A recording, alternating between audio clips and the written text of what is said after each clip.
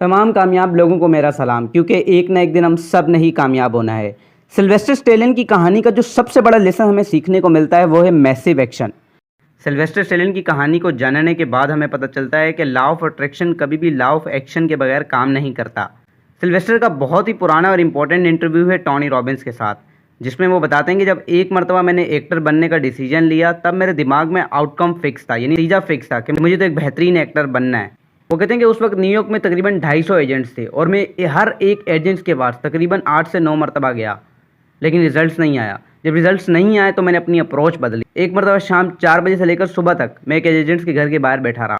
आखिरकार उसने तरस खाकर मुझे एक छोटा मोटा रोल दे ही दिया, लेकिन इससे भी बात नहीं बनी। तब मैंने फिर से अपनी अप्रोच बदली और स्क्रिप्ट लिखने लगा। और एक वक्त ऐसा आया जब मेरी कहानी की स्क्रिप्ट यानी रॉकी की स्क्रिप्ट लोगों को पसंद आई और आज वो रॉकी की फ़िल्म बन चुकी है। मैसिव एक्शन से मुराद यही है कि जब कभी भी आप कोई डिसीजन लेते हो कि आप वो चीज़ बनना चाहते हो, तब आप अपने दिमाग में आउटकम फिक्स कर देते हो। लॉ ऑफ अट्रैक्शन तब काम करता है जब आप लॉ ऑफ एक्शन को अप्लाई करते हो। आप बार बार एफर्ट पुट करते हो, जब रिजल्ट्स नहीं आते तब अपनी अप्रोच बदलते हो, क्योंकि आपके दिमाग में तो आउटकम फिक्स है कि आपने तो रिजल्ट्स लाने ही हैं। मैसिव एक्शंस आते कहाँ से हैं? दरअसल ये आते हैं हमारे इंटेंस बर्निंग डिज़ायर से। मैसिव एक्शंस हमेशा बड़े रिजल्ट्स अट्रैक्ट करते हैं क्योंकि इसमें हमारी डिटर्मिनेशन का इम्तिहान छुपा होता है। सिल्वेस्टर खुद ही कहते हैं कि मैं बचपन से ही अजीब कैरेक्टर था। एक मरतबा मैं किसी डिज़ायर के साथ लॉक हो जाता तब मुझे कुछ भी सूझता नहीं था, बस हमेशा मैं उस डिज़ायर को बर्निंग डिज़ायर में कन्वर्ट कर देता। सिल्वेस्टर कहते हैं कि मेरी कहानी और मेरी ज़िंदगी शुरू से ही बहुत मुश्किल थी। मैटरनिटी वार्ड के अंदर डिलीवरी के दौरान चंद नर्व्स डैमेज होने की वजह से मेरी जीभ पैरालाइज हो गई, जिसकी वजह से आज तक मेरी मुस्कान एक तरफ को झुकी हुई है। शुरू से ही घर में पैसे की तंगी थी। माँ डांसर थी और बाप हेयर ड्रेसर, और घर में झगड़ा आम था। सिल्वेस्टर कहते हैं कि मुझे 3 दफ़ा स्कूल से निकाला गया। फिर जैसे कैसे करके मैं कहीं ना कहीं मियामी स्टेट यूनिवर्सिटी पहुंचा। वहां जाके मैंने ड्रामा पढ़ना शुरू कर दिया, क्योंकि मेरा बचपन से ख्वाब था कि मैं एक बेहतरीन एक्टर बनना चाहता हूं और एक ऐसी मूवी बनाना चाहता हूं जो कि लोगों के इमोशनल नीड से कनेक्ट हो सके। सिल्वेस्टर कहते हैं कि मेरी बर्निंग डिज़ायर इतनी ज़्यादा थी कि मैं ज़्यादा देर तक स्टेट यूनिवर्सिटी में टिक नहीं पाया। इसके बाद मैं न्यूयॉर्क चला गया। वहाँ जाके मैंने बहुत धक्के खाए और कई दफ़ा मैं रिजेक्ट हुआ।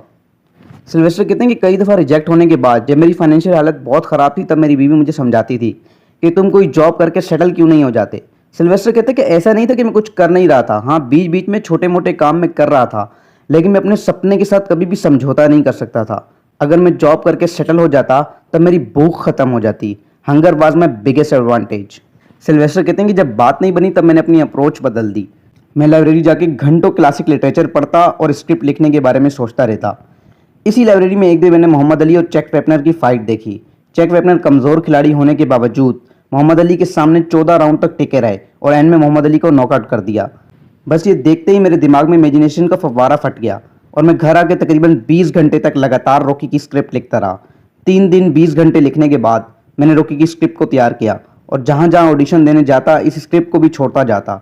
खुशकिस्मती से एक कंपनी को ये स्क्रिप्ट पसंद आ गई और उन्होंने मुझे इसे खरीदने का कहा। उन्होंने मुझे उस टाइम $3,60,000 ऑफर किए, लेकिन मैं नहीं माना क्योंकि मुझे लीड रोल चाहिए था। ये उस वक्त के तकरीबन 2 करोड़ बनते थे और मेरे अकाउंट में सिर्फ और सिर्फ $106 बाकी थे। सिल्वेस्टर कहते हैं कि मेरी डिज़ायर बहुत डीप थी और मेरा विजन बहुत क्लियर कि मुझे एक अच्छी मूवी बनानी है और एक लीड रोल करना है। आखिरकार $25,000 के अंदर वो लोग मेरे लीड रोल के लिए मान गए। रॉकी का बजट बहुत कम था, इस वजह से सिल्वेस्टर ने अपनी फैमिली और अपने दोस्तों को मूवी में काम करने के लिए मनाया। उनकी वाइफ ने मूवी में फोटोग्राफी की, भाई ने गाना गाया और कई दोस्तों ने छोटे मोटे काम किए। सिल्वेस्टर ने खुद भी शूटिंग होने से पहले रोज़ 5 घंटे ट्रेनिंग की ताकि वो बॉक्सर की तरह दिख पाएं। और दोस्तों, डाउटलेस हो जाना लॉ ऑफ अट्रैक्शन का एक इंपॉर्टेंट पार्ट है।